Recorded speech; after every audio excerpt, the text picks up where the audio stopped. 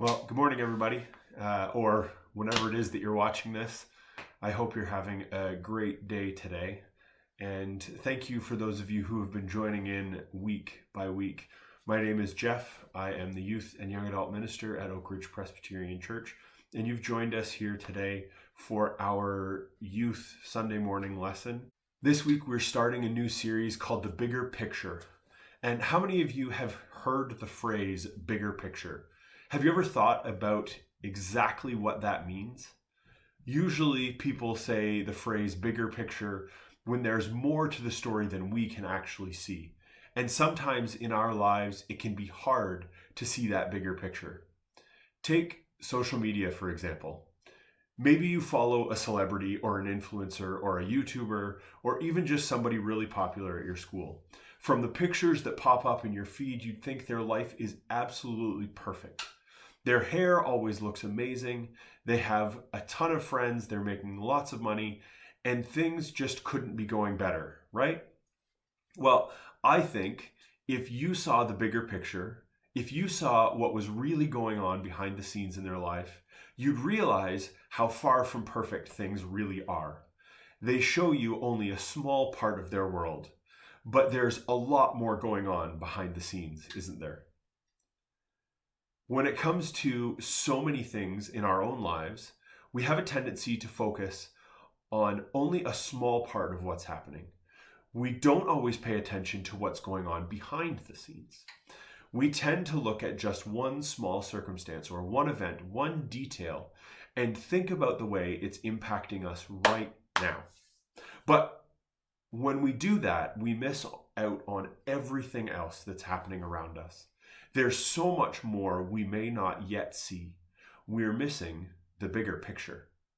Now, I think this happens in a lot of areas of our lives, but the one we're going to talk about today is our families. I know all our families may be different from each other, but I think no matter what, we can all agree on this. When it comes to our families, we tend to think that we're the main character in the story.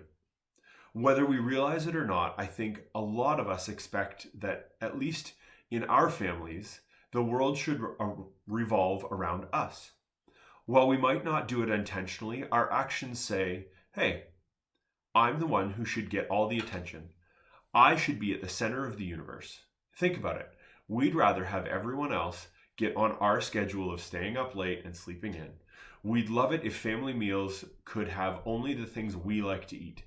Basically, without even realizing it, our actions say to our families that we want them to focus first on how we feel, what we need, and what they can do to make life look the way we want it to look. Now, maybe in your family things are a little bit different. Maybe all the attention actually is focused on you. Your parents are all up in your business. They want to know every detail of your life. Your grades are the most important. Your activities are the biggest deal. And your feelings are the main topic of conversation. It's all about what you're doing, how you're feeling, and what you're thinking. And honestly, it's too much. Your family is driving you crazy with all the questions and the conversations and attention. And listen, I get it. That does sound like a lot. But can I just point out one thing? In this case, you're looking at what's happening in your family in a way that's all about you. You're noticing only how all that attention is impacting you. You're not necessarily thinking about your parents' intentions. See, whether we're the center of attention or we want all the attention in our families, we're not seeing that bigger picture. We're not seeing that there may be a lot more happening in our homes, things we don't know about or understand yet. That's causing our parents or siblings to treat us the way we do. Or we're not seeing the bigger picture of our own actions. The way that we view ourselves and treat our families has an impact on them too. And here's the deal. Missing that bigger picture can cause a lot of frustration and hurt within our families. These types of tricky family dynamics have been around for as long as there have been families. In fact, some of the craziest stories in the Bible are about this very topic.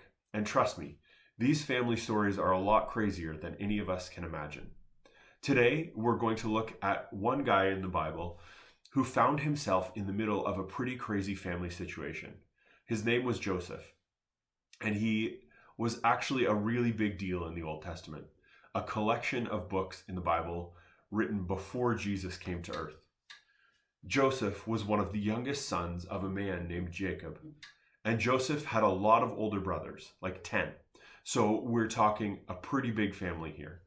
Now, Joseph's family problems looked quite a bit different than the family we see here. But one thing is true about all families, both back then and now, and that's the relationships in them can be tricky. So that being said, let's take a look at Genesis 37, verses 3 and 4, at what made some of those relationships in Joseph's family so tricky. Jacob loved Joseph more than any of his other children because Joseph had been born to him in his old age. So one day Jacob had a special gift made for Joseph, a beautiful robe. But his brothers hated Joseph because their father loved him more than the rest of them. They couldn't say a kind word to him. So basically, Jacob loved Joseph more than any of his other children, and he did nothing to hide it. Jacob could have just said, "Hey, other sons, I just want to let you know that Joseph over here is the best. He's my favorite. I don't know about you, but if I were one of Joseph's brothers, I'd be super jealous, and that would probably cause some family tension." Well, what happens next only makes matters worse. Take a look at Genesis 37, verses 3 to 5. One night, Joseph had a dream, and when he told his brothers about it, they hated him even more than ever. "Listen to the dream," he said. "We were out in the field tying up bundles of grain. Suddenly, my bundle stood up, and your bundles all gathered around and bowed low before mine." If this sounds a little weird to you, it's because it is. Basically, Joseph had a dream where he and his brothers were working in a field together, and suddenly the bundle of grain that Joseph was tying stood up and stood above all the others. And the bundles of grain that his brothers were tying did what in response? They bowed down to Joseph's bundle of grain. It was a symbol implying that one day Joseph's brothers would bow down to him. Now here's the thing. If one of our siblings came to us with a crazy dream, we'd probably just roll our eyes and move on. It was just a dream after all. But in this culture, dreams were so much bigger. They were actually believed to be predictions of the future. So when Joseph shared his dream about his brothers actually bowing down to him, they believed it was really going to happen. And as this passage tells us, hearing that made Joseph's brothers hate him all the more. What's worse, in the next few verses, Joseph went on to share another dream he had. This time, where the stars, the moon, the sun bowed down to worship him. And as you can probably guess, his brothers got even more irritated after hearing about this second dream. But what do dreams and all this family drama have to do with us? I think what we can learn from this story is when we can't see the bigger picture, we should remember the impact we have on our families. Now, Scripture doesn't tell us what everyone in Joseph's family was thinking or feeling, but we can guess a lot based on their actions. It seems like everyone, Joseph, his brothers, and even his dad, didn't notice how their actions were affecting each other. You could say they were missing some major self-awareness, and they definitely didn't see the bigger picture. All that combined caused a lot of conflict. Jacob loved his son Joseph so much that he treated him differently than the rest of his brothers. Jacob didn't see the bigger picture, that he was causing a lot of tension and conflict between his sons. And Joseph's brothers, well, they weren't aware of the way their strong, harsh responses to Joseph impacted him. Even though they were reacting to the hurt caused by their dad's favoritism of Joseph, that didn't mean that how they treated Joseph didn't negatively affect him. Even Joseph struggled in the self-awareness department too. He knew his brothers were jealous of the way their father loved him and favored him. But still, Joseph came to them with not just one, but two dreams about how great he would be one day. He didn't see the bigger picture of how sharing those things might hurt his brothers even more. Everybody in this story was missing the bigger picture. They weren't paying attention to how they were negatively affecting their other family members. And honestly, I think that's true for a lot of the family tension and stress we experience. When we only think about ourselves, we miss that bigger picture. We miss the way our actions impact others around us.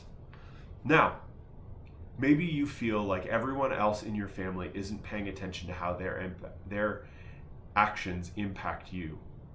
To you, I'd say this: there's more to their stories too. The people who hurt you or your family, they usually do that because somebody hurt them. They're reacting out of their own pain. Does that make what they do okay? Absolutely not. And I really encourage you to talk to someone you trust about if you're being mistreated or harmed in some way. But it can help us to see the bigger picture when it comes to the way we feel about them. When you can't see the bigger picture, remember the impact you have on your family. So many of us are hyper aware of the way our family affects us, but we are rarely aware of how we affect them. That's what happened in Joseph's story. And look at how that turned out. Not great for anyone. Everyone was upset. And we'll see in later weeks, things got worse before they got better. So instead of letting this be the story of our own families, we can flip the way we see what's happening. We can work on becoming more aware of how our words, our actions, and our behaviors impact our families. When you can't see the bigger picture, remember the impact you have on our families. So, what does this actually look like? How do we start seeing the bigger picture when it comes to our own actions and impact our family? First, be aware. I think we have to work on developing an accurate view of ourselves. We have to be aware of how our actions impact others. So, I want you this week to start by asking yourself a couple of questions. First, how is the way I'm acting affecting my family? Second, how can I put my family first? Third, what do I need to give up or put aside to serve my family? Fourth, how can I show love to my family? And lastly, what can I do to put my family's need before my own? Listen, paying attention to how our actions affect others is hard. It's not always easy for us to see the way we're impacting other people. If you aren't sure, ask someone close to you for honest help. Go to someone who knows you well and will speak the truth in love. Ask them to help you see something in yourself that maybe you can't see on your own. And secondly, take a step. Take one step to change that thing in yourself, or to be more aware of the way it impacts others. Then choose a different response.